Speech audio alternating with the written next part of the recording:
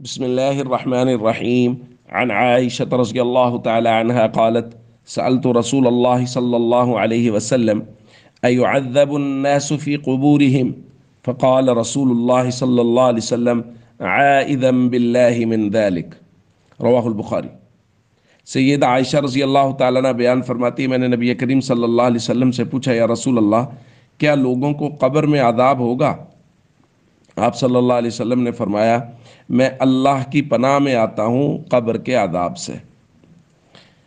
دوستو، یہ ایک پوری روایت ہے۔ سیدہ عائشہ رضی اللہ تعالیٰ عنہ کے پاس ایک یہودیہ آئی، ان یہودیۃ جاءت تسألها، اور کسی متعلق بات کرتی تھی، کچھ پوچھنا چاہتی تھی۔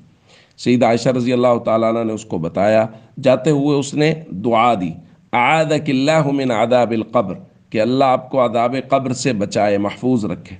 سید عائشہ رضی اللہ تعالیٰ عنہ فرماتی ہیں کہ میں نے نبی کریم صلی اللہ علیہ وسلم سے پوچھا، یا رسول اللہ صلی اللہ علیہ وسلم، کیا عذاب قبر ہوتا ہے؟ یعنی لوگوں کو قبر میں بھی عذاب ہوگا؟ تو نبی کریم صلی اللہ علیہ وسلم نے اس سے پناہ مانگ کے فرمایا، جی ہاں، بالکل قبر میں عذاب ہوگا۔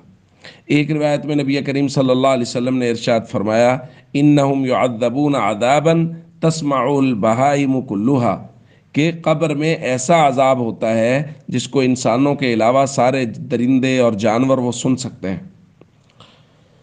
دوستو، عذاب قبر، حضرت ابو ہریرہ رضی اللہ تعالیٰ عنہ بیان فرماتے ہیں، کان رسول اللہ صلی اللہ علیہ وسلم یدعو ویقول، نبی کریم صلی اللہ علیہ وسلم جب بھی دعا کرتے تھے فرماتے تھے، اللہم انی اعوذ بک من عذاب القبر، اے اللہ، میں عذاب قبر سے پناہ مانگتا ہوں۔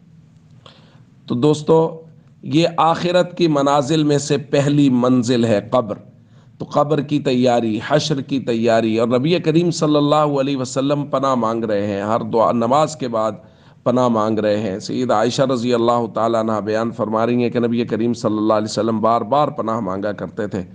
تو ہمیں قبر کی ہولناکی اور وحشت کو سامنے رکھنا چاہیے، اور ہمیں یہ بات ذہن میں رکھنی چاہیے ہر وقت کہ ہم کسی بند کمرے میں، اندھیرے کمرے میں 5 منٹ رہیں تو ہمارا سانس پھولنے لگتا ہے، ہمیں وحشت ہونے لگتی ہے۔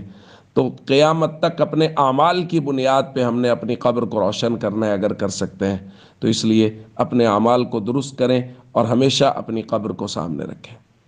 السلام علیکم ورحمۃ اللہ وبرکاتہ۔